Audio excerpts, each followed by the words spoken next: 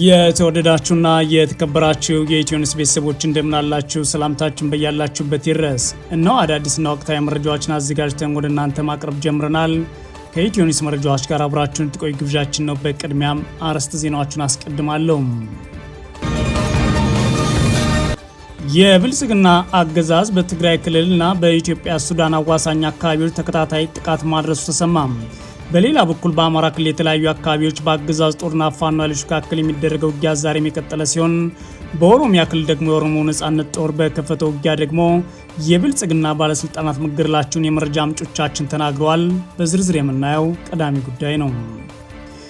የኤርትራው ፕሬዝዳንት ኢሳያስ አፈወርቂ ለ3 ቀናት ይፋዊ የስራ ጉብኝት ወደ ግብጽ ዋና ከተማ ካይሮ ተጉዘዋል። ወደ ግብጽ ካመራው የኤርትራ ፕሬዝዳንት ልዑክ ጋር ቡድን ውስጥ የውጭ ጉዳይ ሚኒስትሩ መካተታቸው ሰምተዋል። ለምን የሚለውን በዝርዝር እናያለን። የዓለም ምግብ ፕሮግራም በኢትዮጵያ ከ3 ሚሊዮን በላይ ለሚሆኑ ዜጎች ሰብአዊ ድጋፍ በአስቸኳይነት እያደረስኩ ነው አለም። የአገዛዙ ጠቅላይ ሚኒስትር አብይ አህመድ እርዳታ አቁሟል፣ መቀበልም አቁመናል ቢሉም ዓለም አቀፍ ተቋማት ግን አሁንም በኢትዮጵያ እርዳታ እያከፋፈሉና ዜጎችም የህይወት አድን እንደሚያስፈልጋቸው መናገራቸውን ቀጥለዋል። ዝርዝሩ ተዘጋጅቷል። ኢራን እስራኤል ላይ ጥቃት ከፈጸመች በኋላ ጦሯ ያጸፋ ምላሽ ሰጥቷል። የአሜሪካ ፕሬዝዳንት ዶናልድ ትራምፕ ደግሞ እስራኤልና ኢራን አሁኑኑ መታኮስ ማቆም አለባቸው ሲሉ ትራምፕ ጨምረውም ኔታንያሁ ስምምነቱን ከመቀበል ውጭ አማራጭ የላቸውም ብሏል። ፑቲ ደግሞ እስራኤል በቀይ ባህር ላይ የምታደርገውን እንቅስቃሴ አግጃለሁ ብሏል። የተወደዳችሁና የተከበራችሁ የኢትዮኒውስ ቤተሰቦች አብራችሁን ቆዩ። ወደ ዝርዝሩ አልፋለሁ። የብልጽግና አገዛዝ በትግራይ ክልልና በኢትዮጵያና ሱዳን አዋሳኝ አካባቢዎች ተከታታይ ጥቃት ማድረሱ ተሰማ። በሌላ በኩል በአማራ ክልል የተለያዩ አካባቢዎች በአገዛዝ ጦርና ፋኖ ኃይሎች መካከል የሚደረገው ውጊያ ዛሬም የቀጠለ ሲሆን በኦሮሚያ ክልል የኦሮሞ ነጻነት ጦር በከፈተው ውጊያ ደግሞ የብልጽግና ባለስልጣናት መገደላቸውን የመረጃ ምንጮች ተናግረዋል። በዛሬው ዕለት ሰኔ 1 2018 ዓ.ም የብልጽግና አገዛዝ ሳምንት ባልሞላ ጊዜ ውስጥ ለሁለተኛ ጊዜ በትግራይ ኃይሎች ላይ ተከታታይ የድሮን ጥቃት ማድረሱ ተሰምቷል። አገዛዙ ዛሬ ሰኔ 1 2018 ዓ.ም በኢትዮጵያና ሱዳን አዋሳኝ የሁመራ ቀጠና ሸረሪና በተባለ አካባቢ የትግራይ ኃይሎች ላይ ያነጣጠረ የአየር ጥቃት መፈጸሙን የኢትዮኒውስ የመረጃ ምንጮች ተናግረዋል። የብልጽግና አገዛዝ ባለፉት 4 ቀናት ብቻ በትግራይ ኃይሎች ላይ የድሮን ጥቃት ሲፈጽም ይህ ለሶስተኛ ጊዜ ነው ያሉት የመረጃ ምንጮች በተለይም በሸረሪና የተፈጸመው ጥቃት በኢትዮጵያና ሱዳን መካከል ያለውን የዲፕሎማሲ መካረር የሚጨምር ይሆናል ሲሉ ስጋታቸውን ገልጸዋል። የመረጃ ምንጮቹ አክለውም ያገዛዙ የድሮን ጥቃት ከሰሞኑ ከትግራይ ተነስተው ወደ ሸረሪና ገብተዋል የተባሉ የትግራይ ኃይሎችን አርሚ 13 አባላት ላይ ያነጣጠረ ሳይሆን እንዳልቀረ አክለው ተናግረዋል። በተጨማሪም የብልጽግና አገዛዝ በትላንትናው ዕለት ግንቦት 30 2018 ዓ.ም ምሽት ላይ በትግራይ ክልል ሰሜን ምዕራብ ዞን ታህታይ አዲያቦ ወረዳ አሸራሮ ቀጠና ሸምበሊና በተባለ አካባቢ ለሁለተኛ ጊዜ ድሮን ጥቃት ማድረሱን የኢትዮኒውስ የመረጃ ምንጮች አረጋግጠዋል። ሆኖም በሽራሮና ሸምበሊናም ሆነ በሸረሪና በተፈጸመው የድሮን ጥቃት የደረሰው ጉዳት በተመለከተ ለጊዜው ለማወቅ አልተቻለም ነው ያሉት የመረጃ ምንጮቻችን። አገዛዙ ግንቦት 29 ቀን 2018 ዓ.ም በሽራሮ ገማሃሎ በፈጸመው የድሮን ጥቃት በትግራይ ኃይሎች ላይ ሰብአዊና ቁሳዊ ጉዳት መድረሱን የትግራይ ክልል መንግስት ባወጣው መግለጫ ማረጋግጦ ነበር። ሆኖም ትላንት ምሽት በሽራሮ ሸምበሊናና በዛሬው ዕለት ሸረሪና በተፈጸሙ ጥቃቶች በተመለከተ በትግራይ ኃይሎች በኩል የዘገባ እስከተጠናከረበት ጊዜ ድረስ የተባለ ነገር የለም። የብልጽግና አገዛዝ በኩል በሽራሮም ሆነ በሸረሪና የተፈጸሙን የድሮን ጥቃቶች በተመለከተ እስካሁን በግልጽ ያለው ነገር የለም። ይህ በእንዲህ እንዳለ በአማራ ክልል በአገዛዝ ጦርና ፋኖ ኃይሎች መካከል የሚደረገው ውጊያ ዛሬ መቀጠሉ ተሰምቷል። የፋኖ ኃይሎች በምስራቅ ጎጃም ዞን ደብረ ማርቆስ ከተማ ዙሪያ በከፈቱ ድንገተኛ ውጊያ የአገዛዙ አድማ ብተና ሻለቃ አዛዥ የሆነው በሪሁን ዝውዱን ጨምሮ በርካቶች መገደላቸውን አፋብን ቴዎድሮስ ይፋ አድርጓል። ውጊያ የተከፈተው ግንቦት 30 2018 ዓ.ም የአገዛዙ አድማ ብተና 36ኛ ሻለቃ አዛዥ በሪሁን ውዱ በወታደራዊ እጀባ ከደብረ ማርቆስ ከተማ ወደ ሊባኖስ አካባቢ ጉዞ ላይ በነበረበት ወቅት ነው ተብሏል። በተመሳሳይ በክልሉ ወሎ ቀጠና ተንታ ወረዳ በተደረገ ውጊያ ሰብአዊና ቁሳዊ ጉዳት ተመዝግቧል ሲሉም የፋኖ የመረጃ ምንጮች ተናግሯል። በተንታ ወረዳ ኮረት በተባለ አካባቢ በተደረገ ውጊያ በርካታ የአገዛዙ ጦር አባላት መጎዳታቸውን የፋኖ ኃይሎች አስታውቀዋል። በተያያዘም በደቡብ ጎንደር ዞን ስማዳ ወረዳ ግንቦት 30 2018 ዓ.ም የፋኖ ኃይሎች ባረሱት የደፈጣ ውጊያ ምክትል ሻለቃ አዛዥ ጨምሮ በርካታ የአገዛዙ ጦር አባላት የሞትና የአካል ጉዳት ደርሶባቸዋል ሲሉ የመረጃ ምንጮቻችን ለኢትዮኒውስ ተናግረዋል። ተናግሯል። በአገዛዙ ጦርና ፋኖ ኃይሎች መካከል የሚደረገው ውጊያ በሸዋ ቀጠናም ቀጥሏል ያሉት የመረጃ ምንጮች በትላንትናው ዕለት ከምንጃር ወረዳ አረርቲ ከተማ ወደ በረት ወረዳ መተብላ ከተማ ጉዞ ላይ ከነበረ የአገዛዙ ጦር ጋር ከባድ ውጊያ መደረጉን ተናግረዋል። የፋኖ ኃይሎች በቀጠናው አክሪሚት የተባለ አካባቢ ለ8 ሰዓታት በቀጠለ ውጊያ በአገዛዙ ጦር ላይ ከፍተኛ ወታደራዊ ኪሳራ ደርሰንበታል ሲሉ አስታውቀዋል። በሌላ በኩል በኦሮሚያ ክልል ምስራቅ ወለጋ ዞን በአገዛዙ ጦርና በኦሮሞ ነጻነት ጦር መካከል ከባድ ውጊያ እየተደረገ እንደሚገኝ መዘገባችን የሚታወስ ሲሆን በዞኑ ግንቦት 30 2018 ዓ.ም በተደረገው ውጊያ የብልጽግና አመራሮች ላይ ከፍተኛ ጉዳት መድረሱን የመረጃ ምንጮቻችን ተናግረዋል። የኦሮሞ ነጻነት ጦር ባለፉት ተከታታይ ቀናት በተለይም በወለጋና በሸዋ የተለያዩ አካባቢዎች በአገዛዙ ጦር ላይ ከፍተኛ ጉዳት ከማድረሱ በላይ ሰፊ አካባቢዎችን እየተቆጣጠረ ይገኛል ሲሉ ነው የመረጃ ምንጮቻችን የተናገሩት። በትላንትናው ዕለት ጦሩ በምስራቅ ወለጋ ዞን ኑኑ ቁምባ ወረዳ መቆጣጠሩ የተሰማ ሲሆን በወረዳው በተደረገው ውጊያ የኑኑ ቁምባ ወረዳ ፖሊስ አዛዥ፣ የወረዳው ብልጽግና ጽሕፈት ቤት ኃላፊዎችና ሌሎች ሲገደሉ ዋና አስተዳዳሪው ደግሞ ቆስሏል ሲሉ የመረጃ ምንጮች ለኢትዮ ኒውስ ተናግረዋል። የኤርትራው ፕሬዝዳንት ኢሳያስ አፈወርቂ ለ3 ቀናት ይፋዊ ጉብኝት ወደ ግብጽ ካይሮ ተጉዘዋል። ባለፉት ጥቂት ዓመታት ከግብጽ ጋር ያላቸውን ግንኙነት እየተጠናከረ የመጣው የኤርትራው ፕሬዝዳንት ኢሳያስ አፈወርቂ የይፋዊ ስራ ጉብኝት ወደ ካይሮ ሲያመሩ በዚህ ዓመት ይህ ለሁለተኛ ጊዜ ነው። ኢሳያስ አፈወርቂ ወደ ግብጽ ያመሩት እሁድ ግንቦት 30 2018 ዓ.ም ሲሆን ከፕሬዝዳንት አልሲሲ ጋር በሁለትዮሽ ግንኙነት፣ በቀጠናዊ ደህንነት፣ በአፍሪካ ቀንድና በመካከለኛው ምስራቅ ጉዳዮች ላይ ይወያያሉ ተብሎ ተገልጿል። ስለ ፕሬዝዳንት ጉብኝት በኤክስ ገጻቸው ላይ የጻፉት የአገሪቱ ማስታወቂያ ሚኒስትር የሁለቱ መሪዎች ውይይት በአፍሪካ ቀንድ፣ የቀይ ባህር ደህንነትና በመካከለኛው ምስራቅ ባሉ መጠነ ሰፊ ለውጦች ዙሪያ እንደሚያተኩር ገልጸዋል። ወደ ግብጽ ካመራው የኤርትራ ፕሬዚዳንት ልዑክ ቡድን ውስጥ የውጭ ጉዳይ ሚኒስትራቸውም ተካተዋል። ፕሬዚዳንት ኢሳያስ በጥቅምት ወር በካይሮ ባደረጉት የ5 ቀናት ጉብኝት ወቅት አልሲሲ ሀገራቸው የኤርትራ ሉዓላዊነትና የግዛት አንድነት ለመደገፍ ቁርጠኛ መሆኗን ተናግረው ነበር። ከኢትዮጵያ ጋር በታላቁ ህዳሴ ግድብ ምክንያት ለዓመታት ውዝግብ ውስጥ የምትገኘው ግብጽ ሶማሊያን ጨምራ ባለፉት ዓመት ከኤርትራ ጋር የትብብር ጥምረት መፈጠራቸው ይታወሳል። ግብጽ፣ ኤርትራና ሶማሊያ ባለፈው ዓመት ጥቅምት የጋራ ግንባር የመሰረቱት የኢትዮጵያና ከሶማሌላንድ ጋር የመግባቢያ ስምምነት ከተፈራረመች በኋላ ነበር። በግንቦት ወር የግብጽና የኤርትራ ውጭ ጉዳይ ሚኒስትሮች ተገናኝተው በቀይ ባህርና በቀጠናዊ ጉዳዮች ላይም ተወያይተዋል። የግብጽ ውጭ ጉዳይ ሚኒስትር ባድር አብዱላቲና የግብጽ የትራንስፖርት ሚኒስትር ሌተናል ጀነራል ከማል አልዋርዚ ግንቦት 8 2018 ዓ.ም ወደ አስመራ በማምራት ከኤርትራው ፕሬዚዳንት ኢሳያስ አፈወርቂ ጋር ተወያይተው ነበር። ከዚህ ውይይት በኋላ የግብጽ የውጭ ጉዳይ ሚኒስትር ባድር አብዱላቲ የቀይ ባህር አስተዳደርና ደህንነት ጉዳይ በዋነኛነት የሚመለከተው የቀይ ባህር አጎራባች ሀገራትን ነው ብለው ነበር። የኢትዮጵያን የባህር ፍላጎት ተከትሎ ከኢትዮጵያ በኩል ስጋት የተደቀነባት ኤርትራ ከፕሬዚዳንት አልሲሲ በኩል የድጋፍ ማረጋገጫ ያገኘች ሲሆን የውጭ ጉዳይ ሚኒስትሩ አስመራ በተገኙበት ወቅትም ፕሬዚዳንቱ ይህን በድጋሚ እንዳረጋገጡላቸው ተገልጿል። የአሁኑ የፕሬዚዳንት ኢሳያስ ጉብኝት የተሰማው በቀጠናው ከቀይ ባህር ጋር በተያያዘ ያለው ውጥረት በተካረረበት ወቅትም ነው። ኢትዮጵያ የባህር በር ፍላጎቱ አጀንዳዋ ይፋ ካደረገች በኋላ ግብጽ ከበባ በሚመስል መልኩ እየተንቀሳቀሰች ነው ስትል ኢትዮጵያን ክሷን በውጭ ጉዳይ ሚኒስትሯ ቃል አቀባይ በኩል አሰምታለች። ቃል አቀባዩን ያሉት ታዲያ ቀይ ባህር ላይ የሚደረግ የትራንስፖርት እንቅስቃሴና የወደብ ትስስርን በተመለከተ ግብጽና ኤርትራ ስምምነት ከተፈራረሙ በኋላ ነው።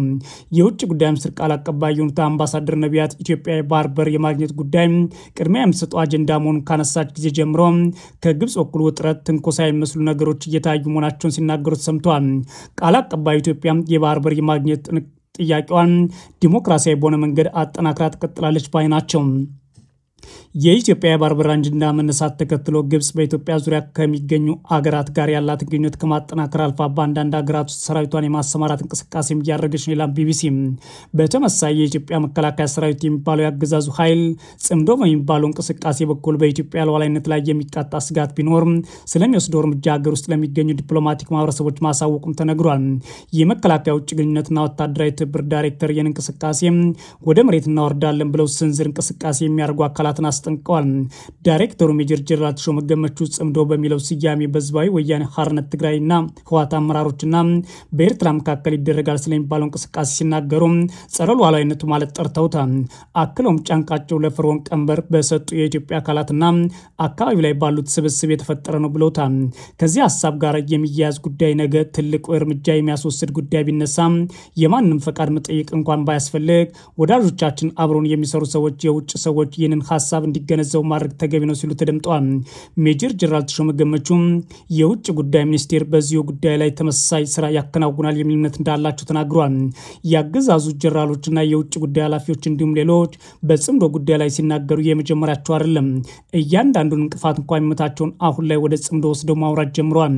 በ1960ዎቹ ጽምዶ ነበረ ከኤርትራም የተባረውና ከቀይ ባህርም የወጣ ነው በዛ ምክንያት ነው የሚሉት ኤታማዦር ሹም ብርሃኑ ጁላ ጨምሮ ሌሎች በጽምዶ እንቅስቃሴ የሚሳተፉ አካላት ሀሳባቸውን ተግባራዊ ለማድረግ የሚንቀሳቀሱ ከሆነ እንደ ሉዓላዊ ሀገር እናቀልጣቸዋለን፣ እንደ ሰም ይቀልጣሉ የሚል ዛቻን አሰምተዋል። ግዳጅ እንደተሰጠው ኃላፊነት እንደተሰጠው የኢትዮጵያ ሉዓላዊነት ለማስጠበቅ እንደሚሰራ አካል ሰም በእሳት እንደሚቀልጥ ይቃጠላሉ ብለን ነው የምናስበው የምናምነው የሚሉት ተሾመ ገመቹ ናቸው። የኢትዮጵያ መንግስት ባለስልጣናትና የመንግስት መገናኛ ብዙሃን በሀገሪቱ ውስጥ ሰላም ለማደፍረስ እየተንቀሳቀሱ ነው የሚሏቸውን ቡድኖች እና ግልጽ የፖለቲካ ኃይልና ጥያቄ ያላቸውን እንደ ፋኖና ሌሎች ኃይሎችን በኤርትራና በግብጽ የሚደገፉ ናቸው በማለት መክሰሳቸውን ቀጥሏል። የሀገር ውስጥ ጥያቄዎችን መመለስ ያቃተው አገዛዙ በባለስልጣናቱ በኩል እየወጣ እነዚህን የሀገር ውስጥ ጥያቄ የሚያቀርቡና በግላቸው ተደራጅተው የህልውና አደጋቸውን ለመመከት የሚንቀሳቀሱ ኃይሎችን ጭምር የጽምዶ አካል በማድረግ ወንጀለኛ ለማድረግና የውጭ ተላላኪ ለማድረግ ቢጥርም እነሱ ግን በአንጻሩ በዚህ ውስጥ የለንበትም፣ እኛ ራሳችን ጥያቄያችንን ለማስመለስ የምናደርገውና ህልውናችን ለምናስጠብቅበት ዓላማ ዋጋው ነው ይላሉ። የብልጽግና አገዛዝ ግን በርካታ ጥያቄዎችና ኢትዮጵያን እያመሳቀለ ያለውን ጦረኝነት ማብረድ አቅቶት በርካታ ጉዳዮችን ይዞ በቀይ ባህር ድንበር ካልሞት እያለ እንዳለ መረጃዎች ያሳያሉ። የዓለም ምግብ ፕሮግራም በኢትዮጵያ ከ3 ሚሊዮን በላይ ለሚሆኑ ዜጎች ሰብአዊ ድጋፍ እያደረገ መሆኑን ገልጿል። የአገዛዙ ጠቅላይ ሚኒስትር አብይ አህመድ እርዳታ መቀበል አቁመናል ቢሉም ዓለም አቀፍ ተቋማት ግን አሁንም በኢትዮጵያ እርዳታ እያከፋፈሉ እንደሆነ ይፋ አድርገዋል።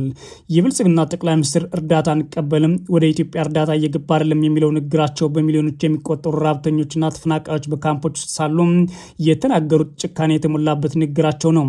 ይህ ንግግራቸው ባለፈው ወር እጅግ ሲያነጋግር የቆየ ቢሆንም አሁንም ግን ዓለም አቀፍ ተቋማት እርዳታ እየሰጠ ነው ብሏል።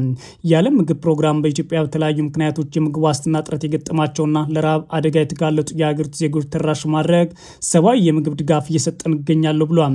ይህንን በዛሬው ዕለት የገለጸው ድርጅቱ የዓለም የምግብ ደህንነት ቀን አስመልክቶ በአዲስ አበባ መድረክ ላይ ነው። በመድረኩ ላይ እንደተጠቆመው ከሆነ በዓለም አቀፍ ደረጃ በየዓመቱ 866 ሚሊዮን ምግብ ወለድ በሽታዎች የሚከሰቱ ሲሆን 1.5 ሚሊዮን ያህል ሰዎች ደግሞ ህይወታቸውን ያጣሉ። ኢትዮጵያም ደህንነቱ ባልተጠበቀ ምግብ ሳቢያ ተጠቂ ከሆኑ ሀገራት አንዷ ናት ብሏል።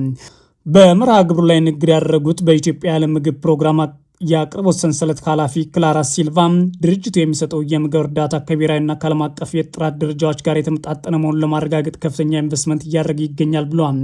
የድርጅቱ እቅድ የተለመደውን የምግብ ስርጭት ባለፈም የረሃብ ዋና መንስኤዎችን ወደ መፍታት መሸጋገሩን ገልጸው ኃላፊዋ እንደ አውሮፓውያን አቆጣጠር ከ2026 እስከ 2030 በአዲስ መልክ እየተቀረጸ የተነገረለት ስትራቴጂ እቅድ በኦሮሚያ፣ ሶማሌና ትግራይ ክልሎች ላይ እንደሚያተኩር አስታውቋል። ይህ እቅድ ማህበረሰቡ ከእርዳታ ጥገኝነት ወጥቶ ራስን ወደ መቻል እንዲሸጋገር የሚያግዝ አቅም ግንባታ፣ የስነ ምግብ ፕሮግራሞችና የግብርና ልማት ስራዎችን ያካተተ ነው ተብሏል። በዚህም መሰረት በአማራ ክልል በ6 ወረዳዎች ውስጥ የሚገኙ 400 አርሶ አደሮችን የበቆሎ ምርታቸውን ከአፍላቶክሲን ብክለት እንዲጠብቁ ከምርት ስብሰባ በኋላ ባለው አያያዝ ላይም ስልጠና ተደርጎላቸዋል ተብሏል። የዓለም ምግብ ፕሮግራም ከውጭ ሀገር የሚገባውን የምግብ አቅርቦት ግዥ በመቀነስ ፍላጎቱን ሙሉ በሙሉ በሀገር ውስጥ ምርት ለመተካት ሰፊ ስራ እየሰራው ነው ብሏል። ባለፈው ሩብ ዓመቶች 4.7 ሚሊዮን የአሜሪካ ዶላር የሚያወጣ የሀገር ውስጥ ግዥ ፈጽም ያለው ድርጅቱ ይህም ከጠቅላላው ግዢ የ85% ድርሻ እንዳለው ኃላፊዋ ገልጸዋል። በተጨማሪም ከጥር ወር ጀምሮ ከኢትዮጵያ አቅራቢዎች ከ40 ሺህ ሜትሪክ ቶን በላይ እህልና ጥራጥሬ በሀገር ውስጥ ተገዝቷል። ድርጅቱ የእህልና ጥራጥሬ የማጽዳት ስራ ከእጅ ወደ ማሽን ማሳደጉ ነው። ይህም እንደ አፍላቶክሲን ያሉ የጥራት ጉድለቶችን በከፍተኛ ሁኔታ መቀነስ ችሏል ተብሏል። በአሁኑ ወቅት በኢትዮጵያ ተመርቶ በድርጅቱ የተገዛ ምግብ ለጎረቤት ከሀገር ደቡብ ሱዳን ተልኳን የተባለ ሲሆን በአሁኑ ሰዓት ታዲያ 3 ሚሊዮን በላይ ኢትዮጵያውያን ግን እርዳታ እየተቀበሉ ነው ብሏል። ኢራን እስራኤል ላይ ጥቃት ከፈጸመች በኋላ የእስራኤል ጦር ያጸፋ ምላሽ ሰጥቷል። የአሜሪካ ፕሬዝዳንት ዶናልድ ትራምፕ እስራኤልና ኢራን አሁኑኑ መታኮስ ማቆም አለባቸው ከማለት አልፈው ኔታንያሁ ስምምነቱን ከመቀበል ውጭ አማራጭ የላቸውም ብሏል። ሁቱ ደግሞ እስራኤል በቀይ ባህር ላይ የምታደርገው እንቅስቃሴ አግጃለሁ ባይ ነው። ኢራን በሚያዝያ ወር ከአሜሪካ ጋር የተኩስ አቁም ከደረሰች ወዲህ ለመጀመሪያ ጊዜ ወደ እስራኤል ሚሳይሎችን አስወንጭፋለች። የእስራኤል ጦር የቴህራንን ጥቃት ተከትሎ በምዕራብና ማዕከላዊ ኢራን በሚገኙ ወታደራዊ ኢላማዎች ላይ ጥቃት ተፈጸሙን ቢቢሲ ዘግቧል። የኢራን አብዮታዊ ዘብ ሚሳይሎቹ ለሳምንት የሚቀጥል ጥቃት የመጀመሪያው ነው ሲል አስታውቋል። የእስራኤል ጦር በቴሌግራም ገጹ ላይ ከጥቂት ደቂቃዎች በፊት የእስራኤል አየር ኃይልና የኢራን አሸባሪ አገዛዝ ንብረት የሆኑ በምዕራብና ማዕከላዊ ኢራን የሚገኙ ወታደራዊ ኢላማዎችን ደብድቧል ሲል ጽፏል። እስራኤል በኩሏ በሰሜናዊ እስራኤል ኢላማዎችን ወይም ሚሳኤሎችን ማክሸፏን ገልጻ የደረሱ ጉዳቶች ስለመኖሩ ግን ያለችው ነገር የለም። እሁድ ዕለት እስራኤል በደቡባዊ ቤሩት የሄዝቦላህ ኢላማዎች ላይ ድብደባ መፈጸሟንም አስታውቃለች። የጦሩ ቃል አቀባይ ኢራን ትልልቅ ስህተት ሰርታለች ሲሉም ተናግሯል። ፎክስ ኒውስ በበኩሉ ትራምፕ ኢራንን ይበቃል፣ ወደ ድርድር ጠረጴዛ ተመለስ ሲሉ መናገራቸውን ዘግቧል። የአሜሪካ ፕሬዝዳንት ዶናልድ ትራምፕ ለአክሲዮስ የእስራኤል ጠቅላይ ሚኒስትር ለኢራን ሚሳኤሎችን ያጸፋ ምላሽ እንዳይሰጡ እንደሚናገሯቸውን ገልጸዋል ይላል። አሁን ለቤቢ ደውለታለሁና ያጸፋ ምላሽ እንዳይሰጥ ነግረዋለሁ ብለዋል ትራምፕ። ሁለቱም የራሳቸው ደስታ አግኝተዋል። እስራኤል አጥቅታለች እና ኢራንም አጥቅታለች፣ ተጨማሪ አንፈልግም ይላሉ ትራምፕ። ከኢራን ጋር ወደ መጨረሻ ስምምነት ተቃርበናል። ጥሩ ስምምነት ነው የሚሆነው። አሁን እየሆነ ባለው የተነሳ ይህም ማጣት አልፈልግም ሲሉ ትራምፕ ተናግሯል። ትራምፕ አክሎም እስራኤል ዳግም ጥቃት ከፈጸመች ግጭቱ ለ47 ዓመታት ወይም ደግሞ 300 ዓመታቱ ይቀጥላል ሲሉም ተናግሯል። አክሲዮስ ትራምፕ ለኔታንያሁ መደውላቸውን ጨምሮ ዘግቧል። በተጨማሪም በኢራን የሚደገፈው የየመን ታጣቂ ቡድን ሁቱ እስራኤል በቀይ ባህር ላይ የምታደርገው ማንኛውም እንቅስቃሴ አግጃለሁ ብሏል። ቡድኑ የእስራኤል መርከቦች በቀይ ባህር ላይ የሚቀዝፉም ከሆነም ጥቃት ፈጽማለሁ ባይ ነው። ከዚህ ቀደም ሁቲዎቹ የእስራኤል መርከቦችን ቀይ ባህር ላይ ሲንቀሳቀሱ ጥቃት ፈጽማቸውን ቢቢሲ ዘግቧል። የቡድኑ ቃል አቀባይ የሀያ ሳሪያ በሰጡት መግለጫ የሁቲ ታጣቂዎች ወደ እስራኤል ሚሳይሎችን ተኩሰዋል። የአሜሪካ ፕሬዝዳንት ዶናልድ ትራምፕ ግን እስራኤልና ኢራን አሁኑ ተኩስ መታኩሳቸውን ማቆም አለባቸው ብለዋል። ፕሬዚዳንቱ በማህበራዊ ሚዲያ ገጻቸው ላይ ባጋሩት ጽሑፍ አገራቱ እርስ በራሳቸው መታኩስ እንዲያቆሙ ጠይቀዋል። እስራኤል ያጸፋ ምላሽ ከመስጠቷ ቀደም ብሎም ለአሜሪካ መገናኛ ብዙሃን የእስራኤል ጠቅላይ ሚኒስትር እንዳይተኩሱ ቢናገሩም ግን ተኩሰዋል። እስራኤል ትላንት በቤሩት ላይ የፈጸመችውን ጥቃት ጨምሮ በኢራን ላይ በርካታ ጥቃቶችን ፈጽሟል። ታዲያ ትራምፕ ከኢራን ጋር የሚያደርጉት ማንኛውም ስምምነት ኔታንያሁ ከመቀበል ውጭ አማራጭ የላቸውም ሲሉም ለፋይናንሻል ታይምስ ተናግሯል።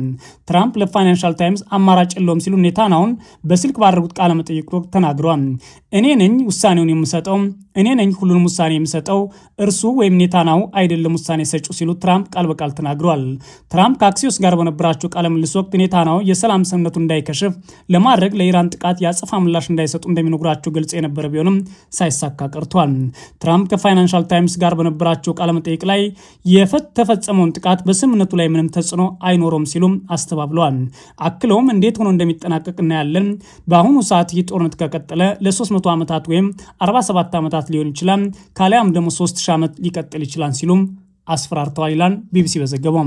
የተወደዳችሁና የተከበራችሁ የኢትዮ ኒውስ ቤተሰቦች መረጃዎቻችን የተከታተላችኋቸውን ይመስላሉ። መልካም ጊዜ እመኛለሁ።